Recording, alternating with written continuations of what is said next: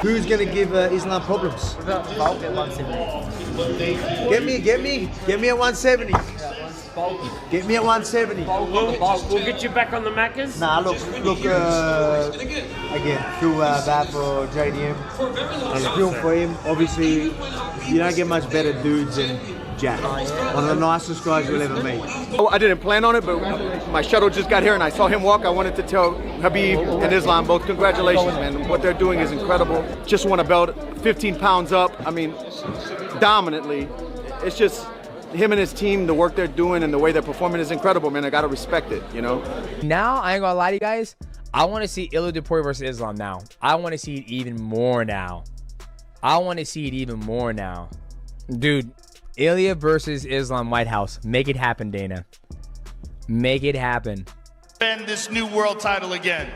Woo! Donald Trump, let's go. Open the White House. I'm coming. That would be absolutely tremendous. It was an honor to call your fight. A pleasure to watch. Congratulations. Thank you. Islam Makhachev, ladies and gentlemen. Masterfully handled. I know this is a moment you've dreamt of for your entire career as long as we've talked to you. How good does it feel to have it happen compared to all your dreams about it? Oh, I feel so happy. I stay now, like, try to control, but it's the biggest day in my life and so happy to be double UFC champion in Madison Square Garden, and what I told all fight week is my dream today. Before the crowd had even left their seats after Islam versus JDM, the MMA world was already exploding with reactions, debates, and predictions. Analysts, fighters, and coaches from every corner were weighing in, breaking down tactics, comparing skill sets, and arguing over who truly had the upper hand. Some experts nailed the key details, others missed completely, and a few came surprisingly close to predicting the fight move for move. So let's rewind and look at what the experts were saying before a single punch was thrown. Long before anyone knew the outcome, Alexander Volkanovski had offered Jack Della Maddalena some straightforward, no-nonsense advice. He told Jack to keep the fight in his own zone. Stay close, apply pressure, and let his striking do the talking. Volkanovski didn't want Jack overthinking Islam's takedowns or wasting energy worrying about the ground game. His message was simple: trust your boxing. Stay sharp. Let your offense control the pace.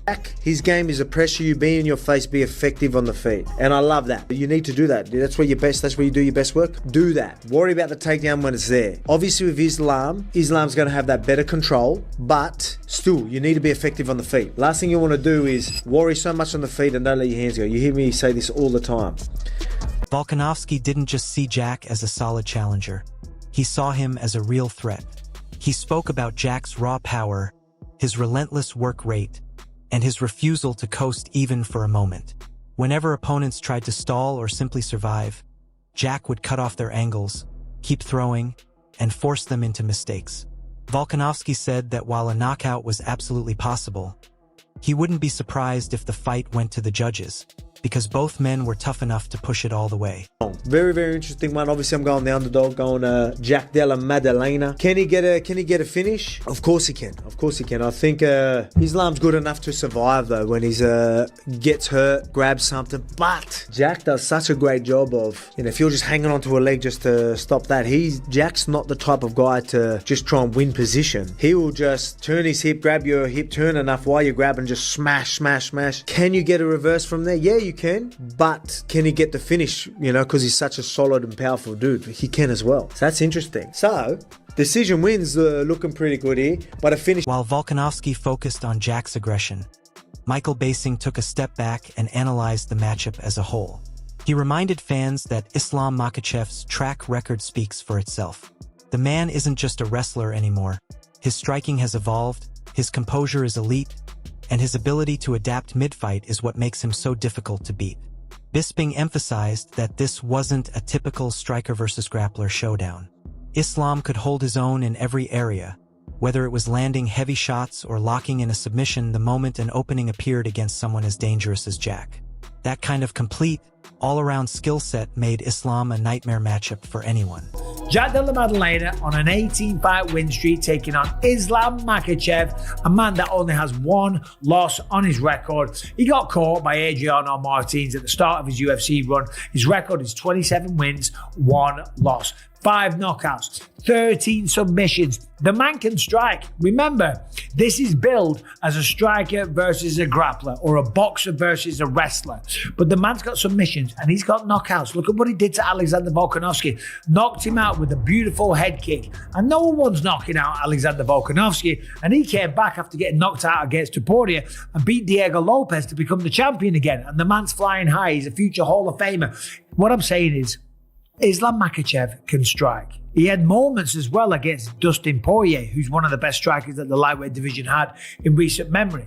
So I don't think that even if it's on the feet, it's going to be easy for Jack Della Maddalena. But when you look at the form that Islam Makhachev is on, last time beat Renato Moicano, did it very easily in the first round.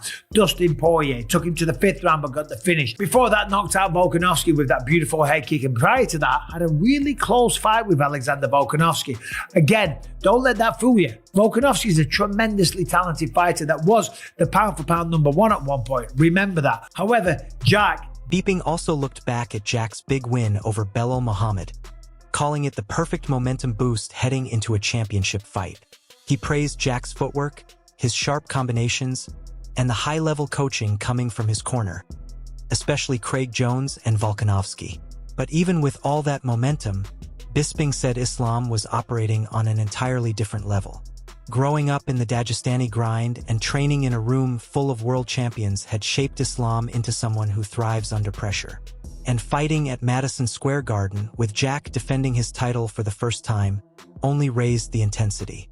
In Bisping's view, Islam's experience, discipline, and championship mentality made him the clear favorite to walk out with the win. Belal Muhammad. And that's the perfect warm-up fight. I've said this many times, okay, because Belal could be bigger. He might be stronger, but he's not Islam Makhachev. It's a good warm-up. He's got beautiful boxing, probably the best in the UFC. He's got excellent footwork. He's got Craig Jones helping him out in the corner. He's got Alexander Volkanovski flying down to help him out and give him some tips and tricks and secrets of the fights that Volkanovski had with Islam. However, will it be enough? We got to remember, Islam Makhachev was bred for this ever since he was a little boy. There's just something different about him, about his team, about Habib, about Eagle MMA, about Abdulmanap Nurmagomedov, the lineage, the heritage, and just the kind of fighting spirit that these men have.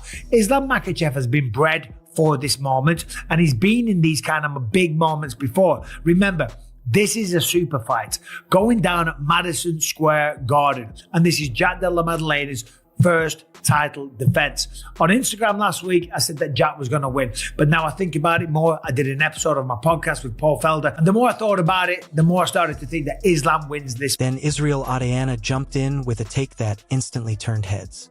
He boldly backed Jack Della Maddalena to win by knockout. Adesanya believed Jack's relentless pressure and durability would force Islam to stand and trade, a range where Jack could land clean, damaging shots. He also pointed out that fighters like Dustin Poirier had managed to survive Islam's submission attempts, proving that Islam wasn't completely untouchable.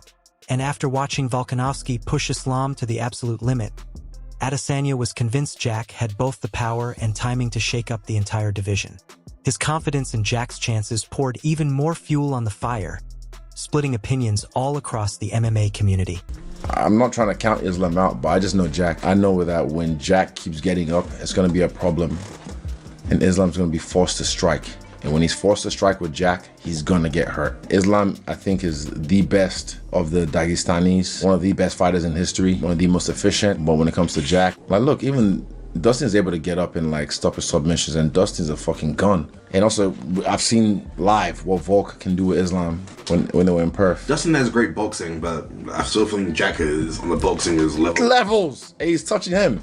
So that's why I know he's gonna hurt Islam. I do think, Islam, I'm not disrespecting, I think Islam will be able to get him down, but for how long? It's not for long. And also he's gonna get stuffed from the beginning, in the middle, till Jack ends it. In this fight, not just because it's Anzac United, I really think that Jack Della Maddalena has the skills to stifle Islam's game and be able to just put it on the feet and knock him out. Might be second round, might be third. Dustin the Diamond Poirier gave Islam one of the toughest battles of his career. He made the fight messy, forcing Islam to adjust and operate outside his comfort zone. But when it came down to the final moments, Makhachev showed exactly why he's one of the best finishers in the sport. His submission game is sharper than ever, and that fifth-round ending proved just how dangerous he has become. Now the focus shifts to Islam's next massive challenge, moving up to welterweight to face champion Jack Della Maddalena at UFC 322 in Madison Square Garden. I think Islam Makhachev is a better version of Bilal. I even think it's the striking on the feet, I think it's easier than Bilal because he'll stay in one stance, he's more traditional style.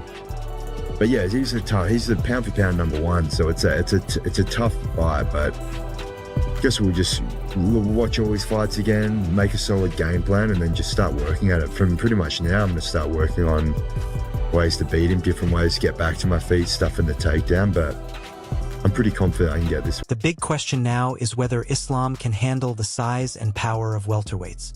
Moving from 125 to 170 pounds is no small jump. And Jack Della Maddalena isn't just any opponent. He's one of the UFC's best boxers, with precision striking and serious knockout power. This matchup will test Islam's timing, strength, and defense in a whole new way. But one thing fans respect most about Makhachev is his willingness to take risks. Even heavyweight contender Tom Aspinall praised him for always stepping up, even when the circumstances aren't ideal. But yeah, Islam did what he was supposed to do. Went out there, fought whoever was put in front of him, which is what champion's supposed to do. Fought the guy that the UFC told him to fight, and he got the win. And he's levels above anybody else in that division. He's going to hold the belt for a long, long time, and that is something that I'm very excited for because I'm a massive Islam Makhachev fan. Turns out Tom Aspinall is a huge Makhachev supporter. He's mentioned multiple times how much he admires Islam's technical skill and calmness under pressure. Having started in Brazilian Jiu-Jitsu before dominating in MMA, Tom notices the finer details in Islam's game that casual fans might easily miss.